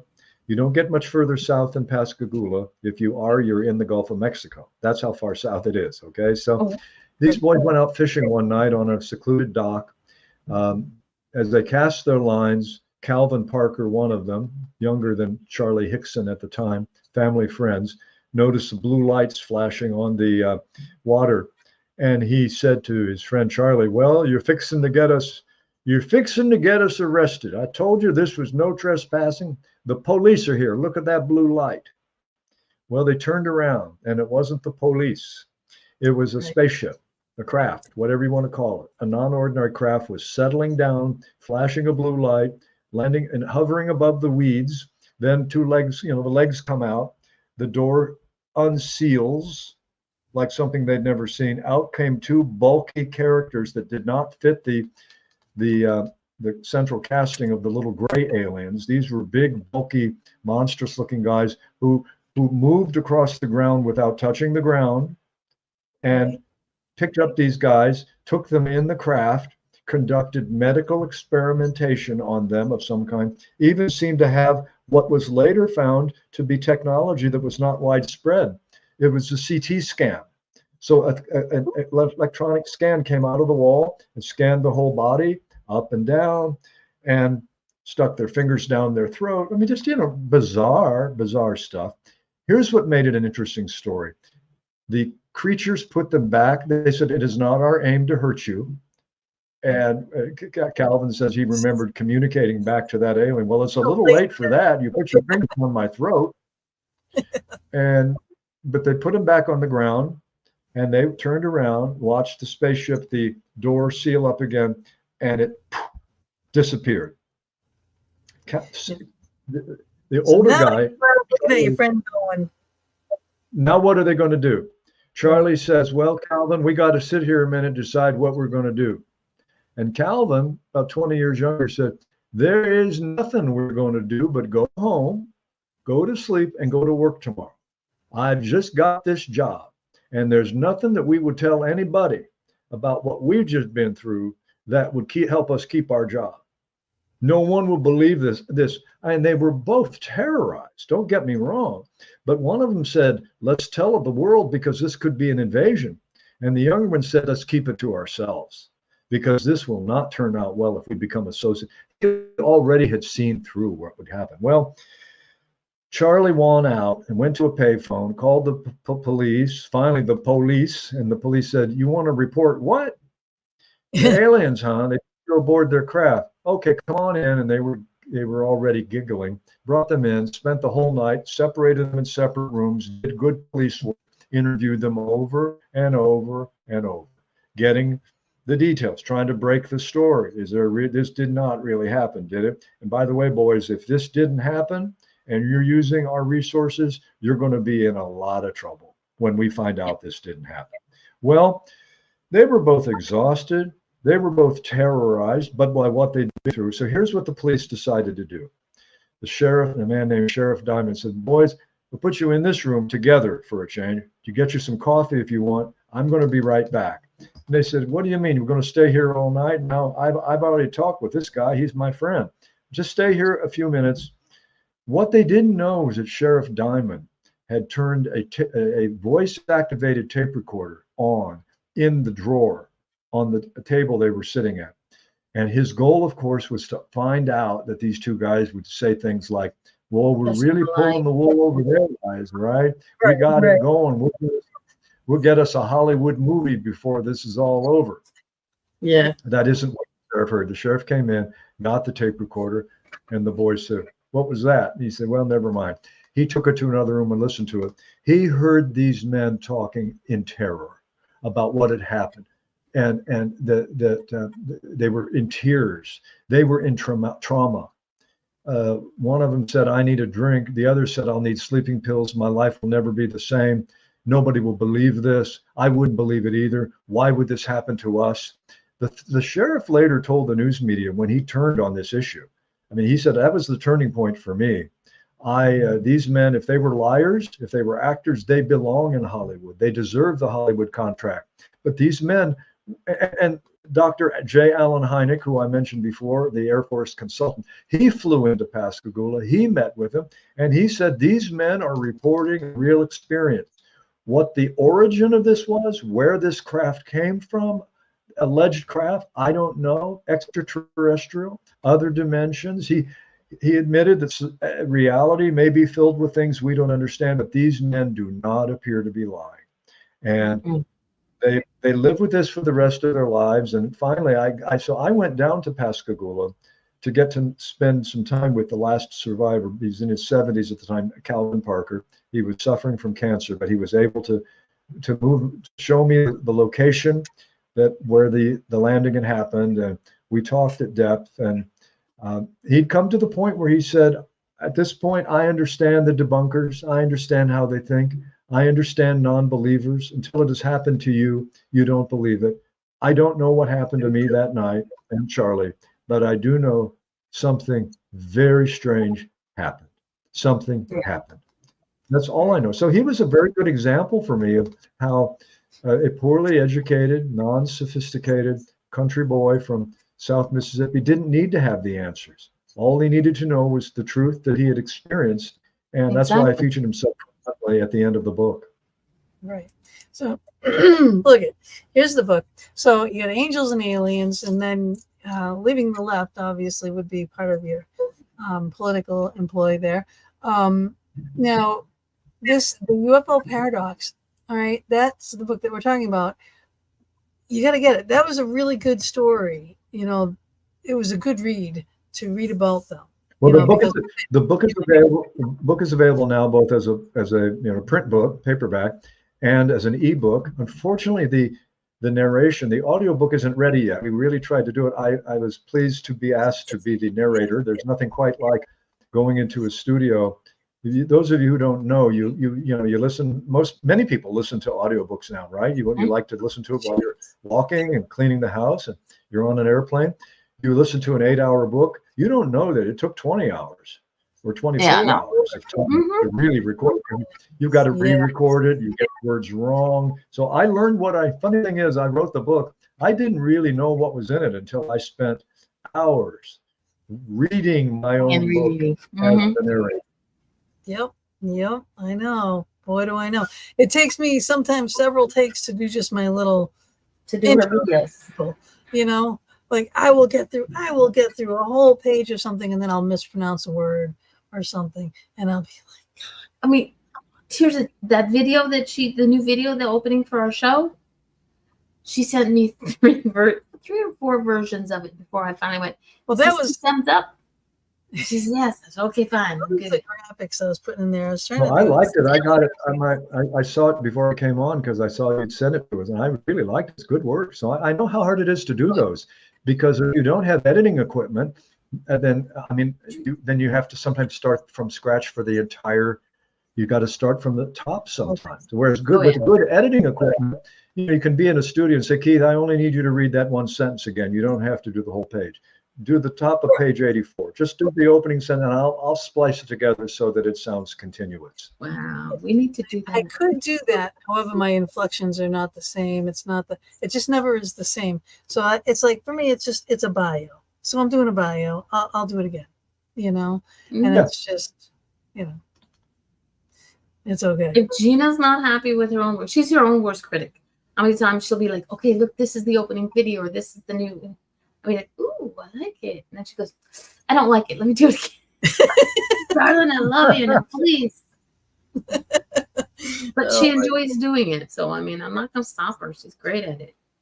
But I want to go a little off topic here, though, right? So that all that video stuff aside, go back, way back, like the Egyptians in the hieroglyphics, and where they're putting spaceships in their hieroglyphics and everything else.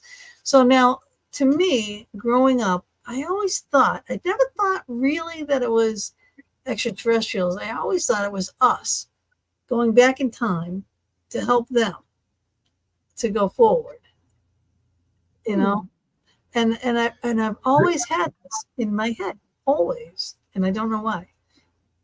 There's a researcher whose books I can't name by title, but I do know he has a theory called the extratempestrial, which has to do with. It comes down to time travel. His name is Dr. Mike Masters. He's a very thoughtful scholar at the University. It's either Montana or Wyoming, one of those very cold states in the winter.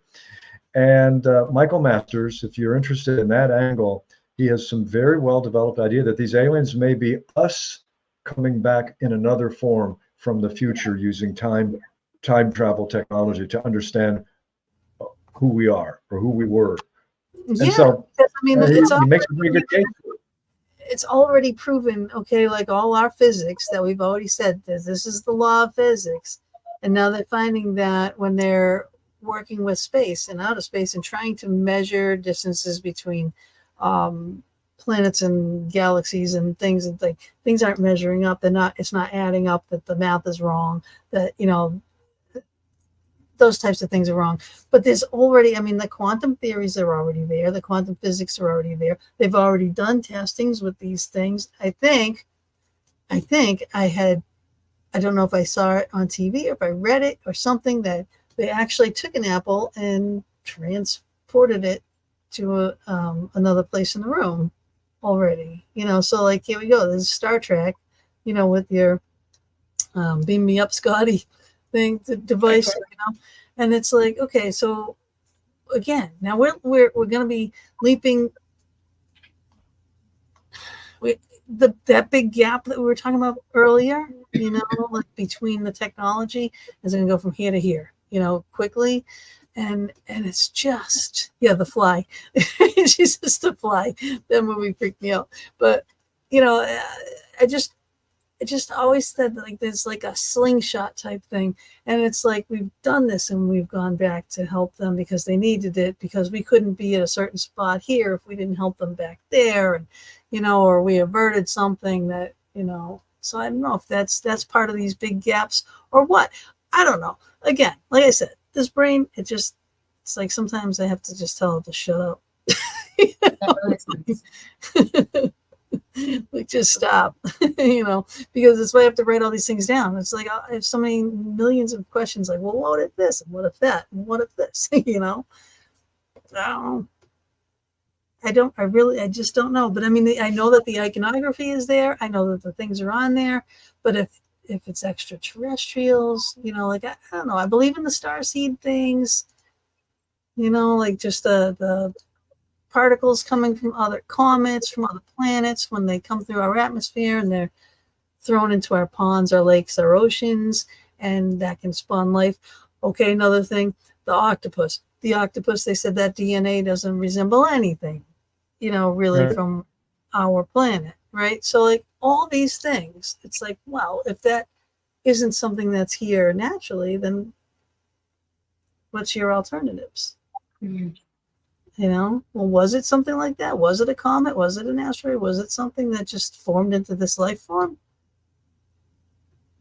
Well, the interpretations can be endless. You're exactly right. The mind is a genius, has genius for giving us storytelling, and I'm all for storytelling. And then there's also just the importance of remembering the emphasis needs to be on what people experience. And in my view, what's important is to help make that okay. I'm not a counselor, but what I'm trying to do partly with my book is to normalize aspects of reality that have been declared off limits by professionals who subscribe to a particular mechanistic, materialistic view of reality that just does not deal fully with consciousness and the implications of intentionality, mind, the power of mind to manifest. The line between the mind and matter, the mental and the physical, is a permeable line. We know that from synchronicities, right? Those moments in time when the telephone rings and you've been thinking for the past hour about old friend from high school that you hadn't had any contact with for 20 years, and you go to pick up the phone and it's that friend from high school. So Keith, I've been thinking about you. Now, officially, that's nothing but a coincidence. Nothing but a coincidence in the materialist world. A lucky guess. It's not relevant. It's not meaningful, except it's meaningful to you. Well, Dr. Carl Jung said it's meaningful because the mental and the physical line up sometimes, which suggests that the material world is conscious. The material world shares in consciousness, which makes it possible for these events to be coming from anywhere, including from what are called the Akashic records, the entire collective history of our consciousness, and all conscious experience would be stored in that realm. So we have access to everything at all times. It's a maddening fact of life. It really is. Like, oh, what's going on here? It makes it hard to get through the to-do list. It makes it hard to get through the to-do list on a given day when you know that you're connected with it. It does. Now, was it Paraguay for this? These kids that drew these pictures. You have a The chapter on Zimbabwe, Africa. Yep. And I mean, these are cool pictures. The kids drew these pictures of a experience that they had. So the book is full of a lot of different scenarios, different stories, definitely things that will make you question quite a bit. What do we got? Oh, we have 15 minutes left. See, I told you this time was going to fly. You have wonderful charts in here too. This chart on extraordinary capacities in everyday life. You know, that's the one where I mentioned the telephone rings, and you know, you can. Many of our listeners and viewers know that there are it's sort of just a sort of cross reference. There are times when you experience the presence of someone who is dead, and a member of the family, and other members of the family feel the presence as well, and they might live in another state, and if they share that with each other, and of course deathbed visitations. I was with I had that myself when my mother passed away after my own near-death experience. Maybe it was because that experience just diminished it altered my understanding of the line between death and life. So when I was with my mother, I felt what I now know from having read about it. I felt the presence of persons. I felt presence. I felt personified presence. I felt people. And I'm pretty sure that it was consistent with the idea that her relatives were coming to, friends and relatives were coming to take her. Very often when a person is still conscious, my mother was actually unconscious, but very, very often the dying person will suddenly be filled with light and love and say, "Oh, mother's come. Mother's come for me. Mother's." You'll see such clarity here at the end. Yeah. Yes. So the line between life and death ain't what we think it is. Nope. No, it's not. That's why I do what I do. That's why she does what she does. That's why you know. That's what I do with words, ideas. Yes. Like my grandfather came and talked to me when I was a little kid. You know, he died the night before, and he appeared to me, and he was a little short Italian man, and he stuttered, and he said to me, and he's like standing there, he says, "They grab on my feet, they grab on my feet, they grab on my feet." And I get up in the morning and I tell my mom, who's sitting at the kitchen table crying, and I said, Grandpa was in my room telling me that someone was grabbing his feet. I'm like, what is that all about? And then she really started crying, and she's like, oh my God, where did you hear that? I said, Grandpa, I just told you. You know, he was sitting there, he said, they're grabbing my feet, and they're grabbing my feet, and he's doing this, you know, and that's how he talked. He always did this, you know, especially when he wanted to make a point. But we, as children, there was a ton of us Italian, you know, cousins, and we weren't allowed to go to the house. And my grandfather was in hospice at the house, and he said that there were gremlins at the foot of his bed grabbing his blankets and grabbing his feet to the adults, and he had passed away the night before. So there's no way I would have heard that from anybody, because he said that night before, you know. And then it was just like it, and I could see him still, like clear as day, you know. And my grandmother, then when she passed, she came to the foot of my bed too. I'm like, what is it with my bed? You know, but I could see her mouth moving, but I couldn't hear anything. So I don't know what she was saying. Yeah, we have a comment here from Sharon Phillips. Yeah. So, Shall I read it? right. It says, yeah, you see them lighten up and almost be themselves at that time, and then the next day they take a bad turn. I know exactly that's right. And I know that when my mother was comatose, at that point she was partly on morphine and nearing the end, I was the one of my family that was just right there, and I was literally had made a little place for her, myself next to her on her hospital or her hospice bed. And I just spent time knowing that the last faculty to go would be her hearing. I learned that from the hospice people, who gave me a little bit of instruction about to remember that they may seem to be absent, but they're hearing everything. They're very present for everything. And so I would just talk to her. I said, Mom, here's the main thing I wanted my mom to know. She had 4 sons. We were all there, not in the room at the time, but I was assuring her, I said, believe it or not, Mom, we're all doing okay. Even George. That's just a little family joke. And you could tell. but I said, we're all doing well. You've done a good job. This is your time now. In fact, I would say that, having read the hospice literature, when I was sitting there by her, I spent time reading the hospice literature, educating myself. And one thing they say was, when you need to leave the room, you know, as a member of the family, to go to the restroom, take a walk, get a coffee. He said, just tell the person, I've got to step out, Mom, but I'll be back. And the purpose for telling them that is, first of all, it's a polite thing to do, right? When someone is living, you say, excuse me. And when they're dying, you say, excuse me, I'll be back. But another reason that's done is because maybe that person wants to die alone. They want to die in private. They don't want you there necessarily, but they appreciate that you. So every time I left the room, I was aware that I might come back to find my mother no longer alive. But no, she actually died while I was sitting there and saying those things to her and wishing her well on the incredible journey ahead. Yeah. I lost my dad last year. We have a big event in May, and so we had the big event, and then after that I lost my dad, and he went really fast. But he died when we were all in the room. It's like we were all there in the morning, but kind of into different intervals, and then we were all going to lunch and then we're coming back. So then we were all there, and that's when he passed. Now this year I lost my mom right before my event, and it was tough because I didn't make it up there, because I'm in Pennsylvania and they're in Massachusetts, so I couldn't. I was driving, but I didn't make it in time, you know, to see my mom pass. But like, she knew I was on the way, you know, like I talked to her on the phone. They were holding the phone to her ear, and I'm like, I'm coming. I was I was in traffic so bad, and I was just like, come on, you know, I really could have walked through Connecticut faster than I was driving through it. You know, I'm just like, I gotta get there.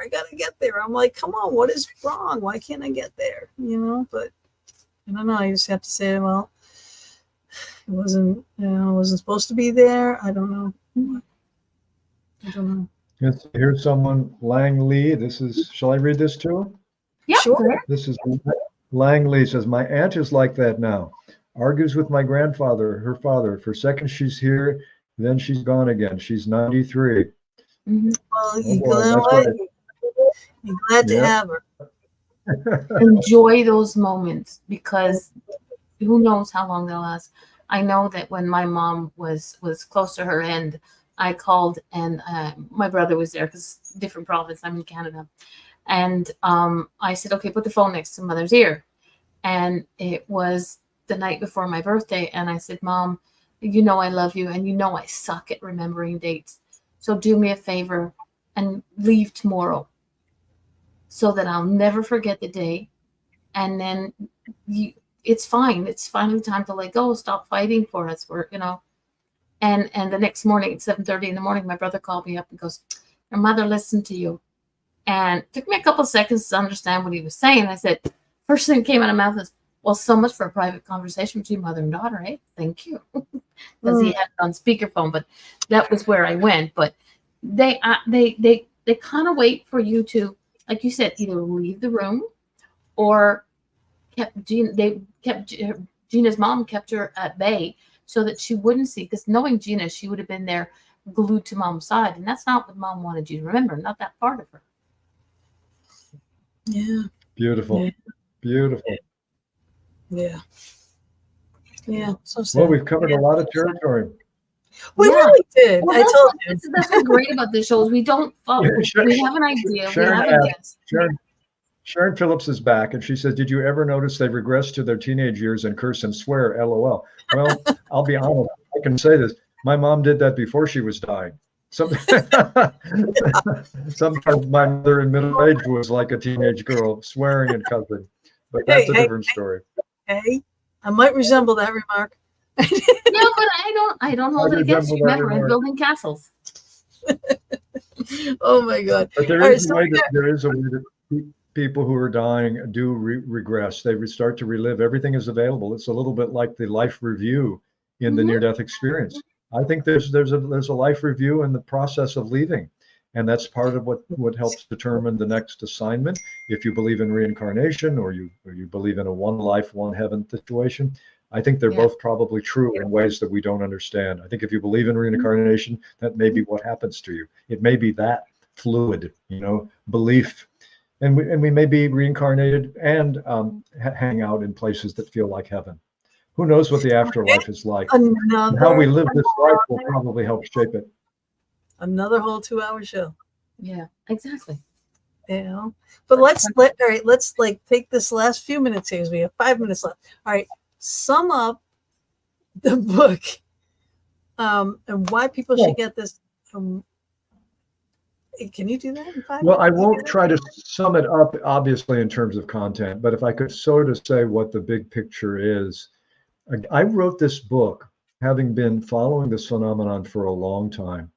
And I kind of felt, now that the government's Office of Investigation in the Pentagon had been revealed, I figured there would be people coming to the phenomenon new, who would be intelligent, skeptical, open-minded at the same time, who would say, maybe I'm now ready to read a UFO book. I wasn't ready to read Shirley MacLaine Out on the Limb, those kind of books. I didn't want to read a new, I didn't. Some people will say I wouldn't want to read a new agey book about UFOs. So I get that.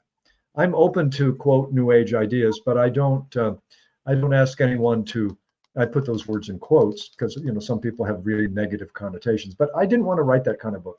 I wanted to write a book that was largely based on the historical stuff, but with real speculation, so that intelligent reader who was open to the possibility might pick it up and say, I wanted to write the kind of book I would want to read. So I said, maybe someone will walk into the bookstore like me and say, The UFO Paradox by Keith Thompson. Okay, here's his background, written from some mainstream newspapers and blah, blah, blah, blah. I think I'll get this. And that's the kind of reader I wrote it for, who would be open to the complexity of it and be willing to suspend their disbelief. By that, I mean, okay, their orientation was, I don't believe this. I say, suspend that.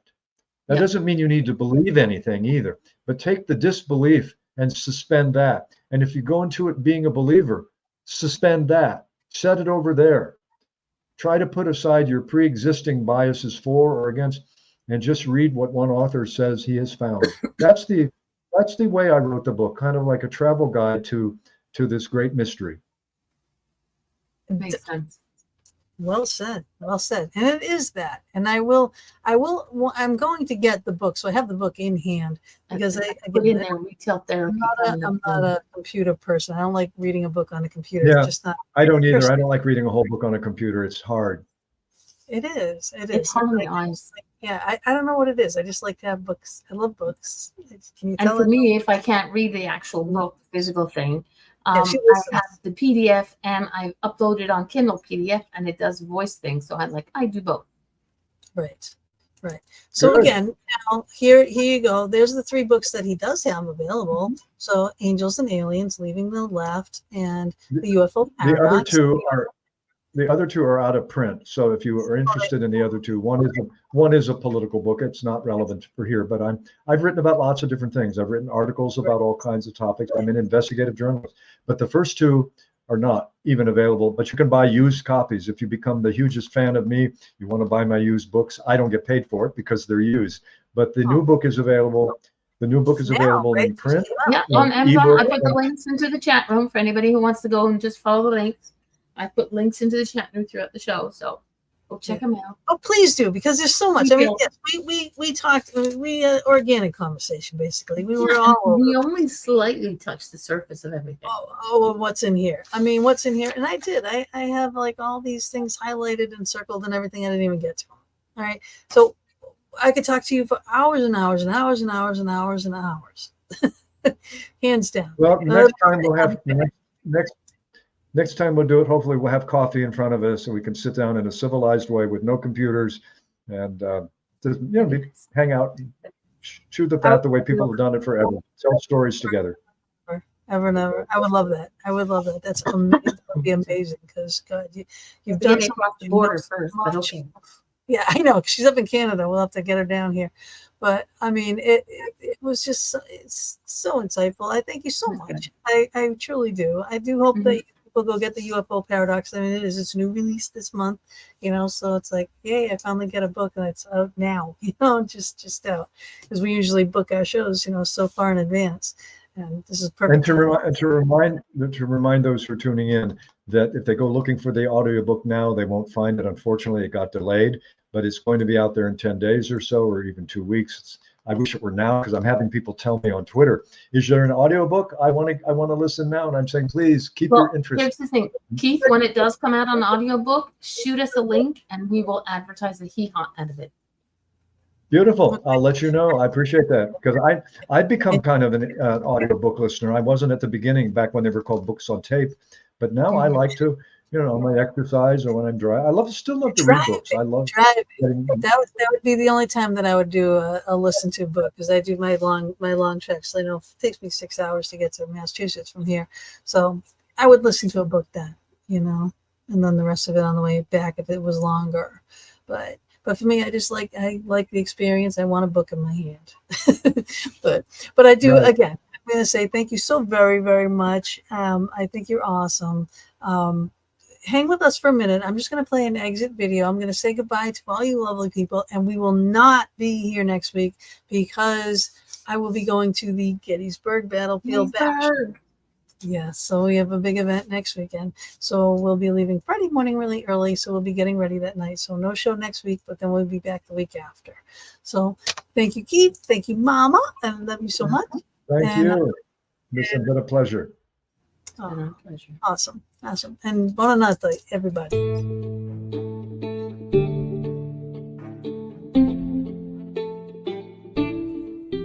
Thank you so much for joining us for another episode of the Fox Den with Gina B and Mama D. We are here every Thursday evening from 8 to 10 p.m. Eastern Standard Time, bringing you a variety of guests or our own intuitive oracle card reading shows.